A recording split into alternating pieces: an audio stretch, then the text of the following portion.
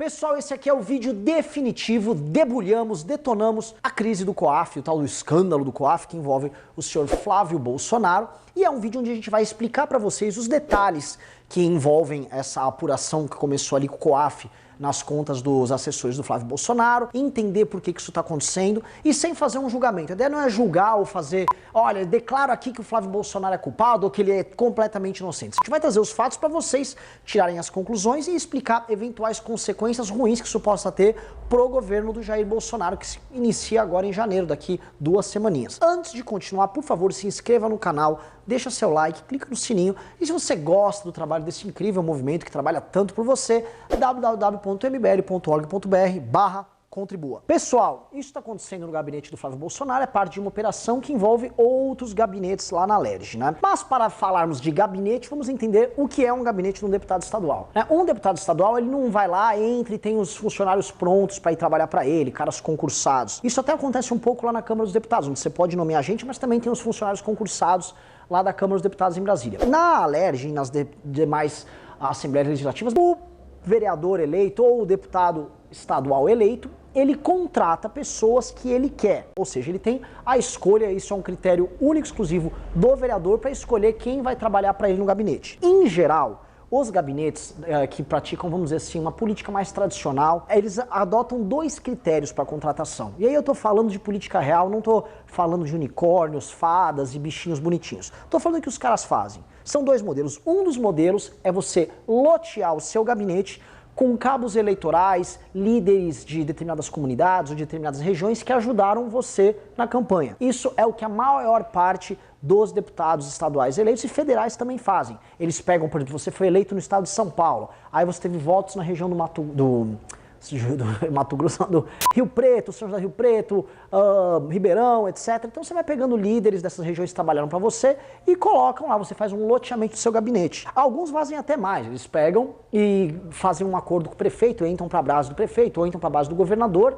e aí você vai e loteia, você coloca gente sua que participou da sua campanha também na máquina pública. Esse é o padrão de comportamento 1 que eles adotam. Outro padrão de comportamento é o que alguns chamam de Rashid, né? Até a Cruzoé, do antagonista, fez uma matéria interessante sobre isso, que é o famoso modelo de você colocar funcionários fantasmas que pegam dinheiro de salário, fingem que trabalham pro deputado, e aí eles pegam esse dinheiro e repassam pro deputado, que ou enriquece, ou seja, ele fica rico, ganha uma grana a mais com isso, ou ele faz isso de caixa eleitoral para ganhar as próximas eleições. Tem também um modelo misto, que é quando você aborda essas 2 práticas e você faz um gabinete combinando isso com alguns funcionários técnicos também para executar uma determinada função. Todos vão ter, por exemplo, um advogado, todos vão ter eventualmente uma pessoa que cuida do seu marketing, da sua questão de redes sociais, mas os gabinetes são muito grandes e muito inchados no Brasil porque essa prática ela é recorrente, ela acontece em praticamente todos os gabinetes do Brasil e acontece em praticamente todas as regiões. E aí, por isso que você fala, pô, será que um cara precisa, um deputado estadual de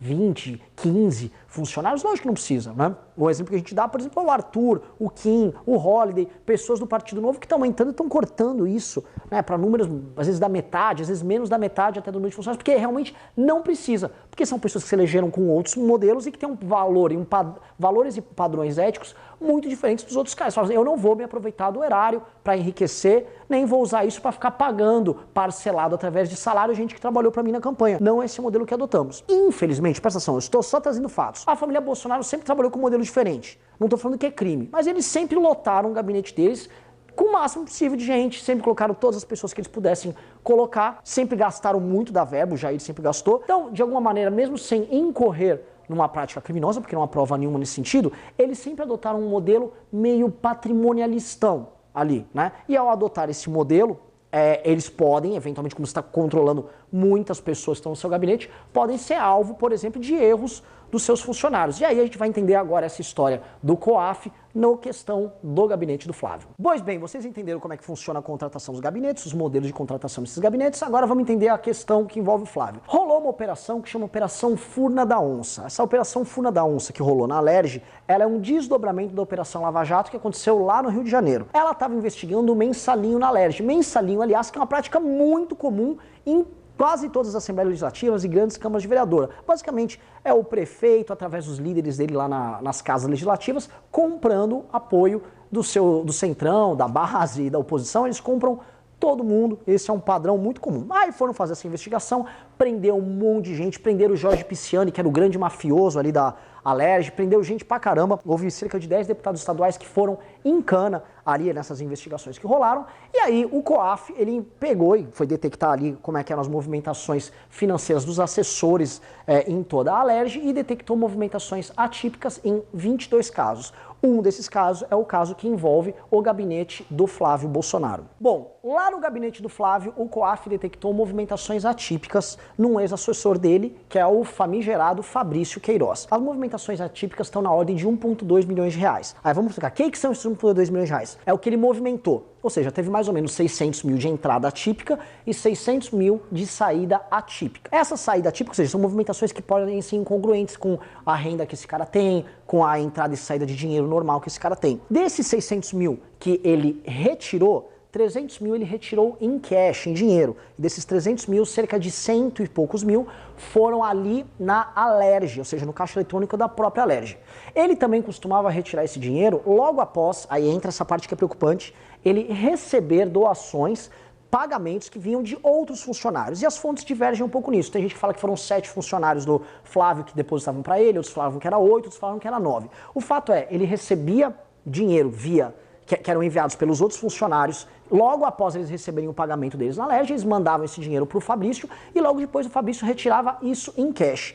Esse tipo de prática, para vocês entenderem, não há prova nenhuma de que o Flávio Bolsonaro está subtraindo dinheiro aí, está recebendo, está num esquema com eles. Mas esse tipo de prática é mais ou menos o modelo que se utiliza nesses gabinetes que eu expliquei antes, que fazem apropriação de dinheiro de funcionários fantasmas para levantar para o deputado ou para o vereador, que ele se utiliza depois para pagar a campanha dele ou para ganhar uma grana, para enriquecer. Então, a desconfiança que foi gerada ao redor do Flávio Bolsonaro foi por causa desta prática que eu acabei de descrever para vocês. Mas isso tem outros indícios que eu vou explicar agora também. O primeiro fato que chamou a atenção foi um pagamento com um cheque nominal que ele fez à esposa do Jair Bolsonaro, a Michele, de 24 mil reais, que o Jair Bolsonaro já veio à imprensa e falou, não, isso foi um empréstimo que eu fiz, que ele tá me pagando, na verdade não era em 24, era 40 mil reais, mas isso era uma forma de a imprensa, inclusive já de olho ali, em tentar pegar o Jair Bolsonaro em alguma coisa, já estava vendo de encaixar o Jair Bolsonaro na história, né? Mas não foi apenas isso, né? O que gerou uma comoção maior e realmente uma desconfiança grande é o fato do Flávio Bolsonaro ter empregado,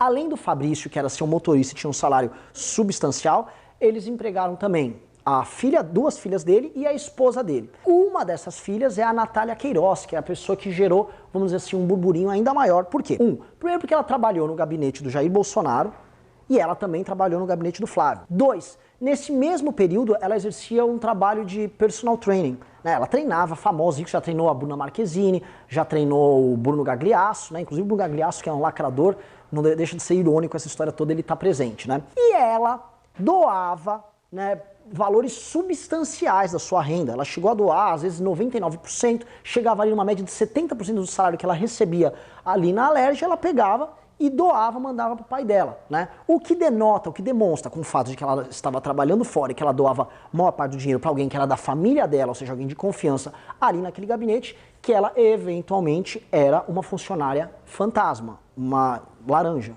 Outros funcionários ali do gabinete, ou seja, os 7 ou 8 ou 9 que estavam lá no gabinete que repassavam para ele, repassavam uma média de 30% do salário deles, ou uns mandavam 28, outros 32, a média ficava ao redor dos 30. E a esposa do Fabrício Queiroz por volta de 46%, ou até 46%. Havia então um padrão ali deles enviarem até 30% ou quase 50% do salário deles para o Fabrício Queiroz. Então, isso no relatório do COAF já ficou claro. Novamente, o que eu estou falando para vocês são apenas os fatos, o que a imprensa apurou e o que o COAF apurou para a gente clarificar o caso. E o que fica muito claro nesse caso é, antes da gente fazer qualquer pré-julgamento, porque não há nenhum dinheiro ali que ficou claro que foi para o Flávio Bolsonaro ou nada, mas antes de fazer qualquer pré-julgamento, existe um esquema muito estranho no gabinete dele, né? E todos os indícios demonstram que é uma prática de apropriação de salário utilizando funcionários fantasmas. Isso a gente só vai poder descobrir quando fizer uma investigação. Então vai que o Flávio não tem nada a ver com isso. Mesmo não tendo nada a ver com isso, o gabinete dele era meio que uma várzea. E aí certos esquemas muito bizarros estavam acontecendo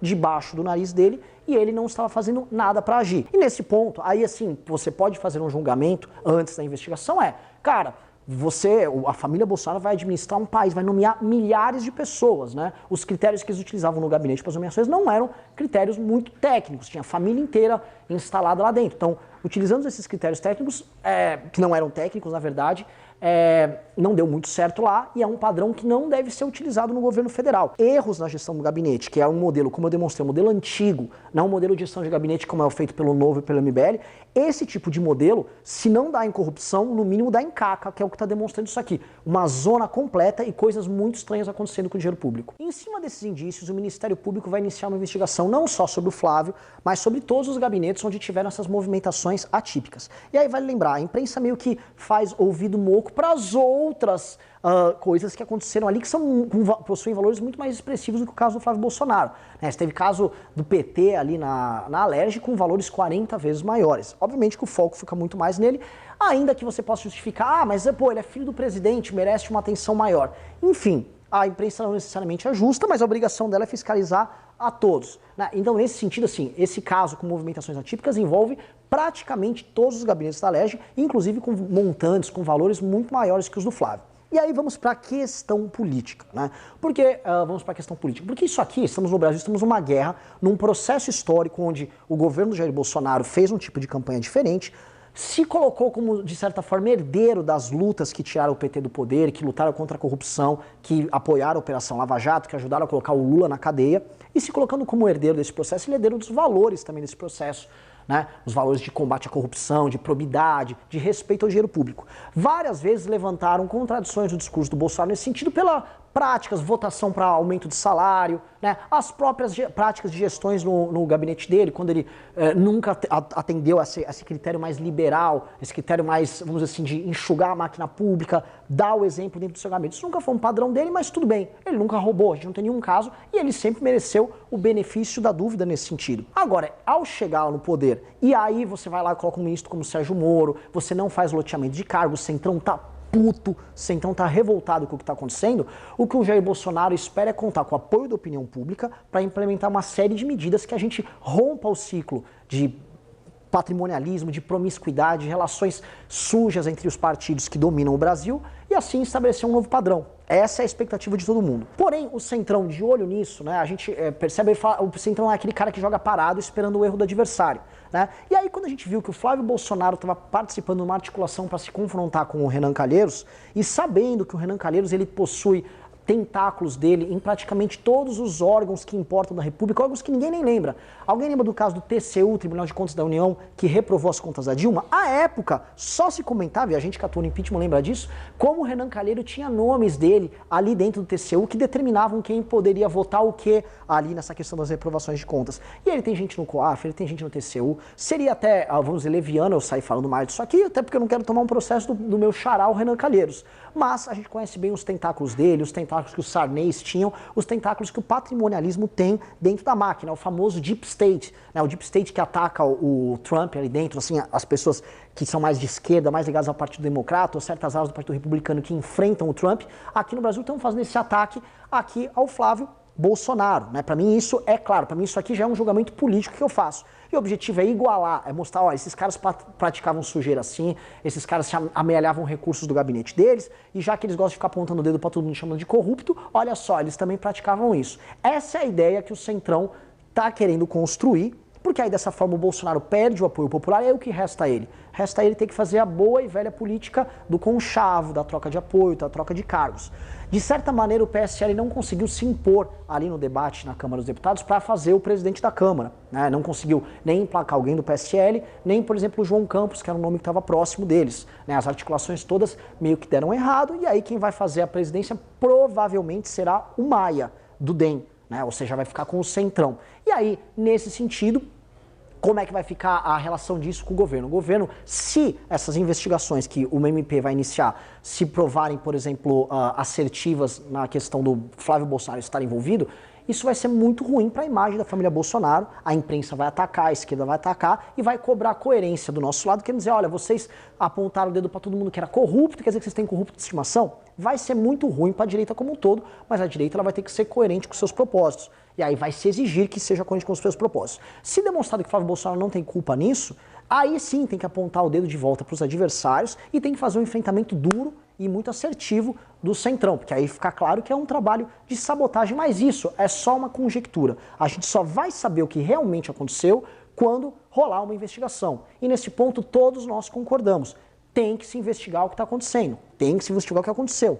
Esse tipo de prática de amealhar recurso de funcionários de gabinete, se acontecer, é uma coisa muito ruim, é uma coisa muito deletéria. É você ficar enriquecendo usando dinheiro público com esqueminhas, né? Isso não é bacana. Então, a investigação, o cerne da investigação é muito importante que ocorra. Novamente, isso aqui é para alterar a dinâmica do poder nesse começo de governo Bolsonaro, fazendo com que ele perca a prerrogativa moral que coloque a população contra a prática patrimonialista, a prática corporativista de certos partidos, de certos setores que a gente chama aí de centrão. Ou seja, o inimigo é muito maior do que apenas a esquerda, o inimigo é esse sistema como um todo. Para você poder enfrentar ele, você tem que ser muito correto, você tem que ter um passado muito limpo. E o que eles estão tentando fazer, e o que essa investigação demonstrando, é Flávio Bolsonaro e família Bolsonaro tem essa lisura e tem essa limpeza para lutar essa guerra ou não. Então vamos ficar de olho, vamos acompanhar.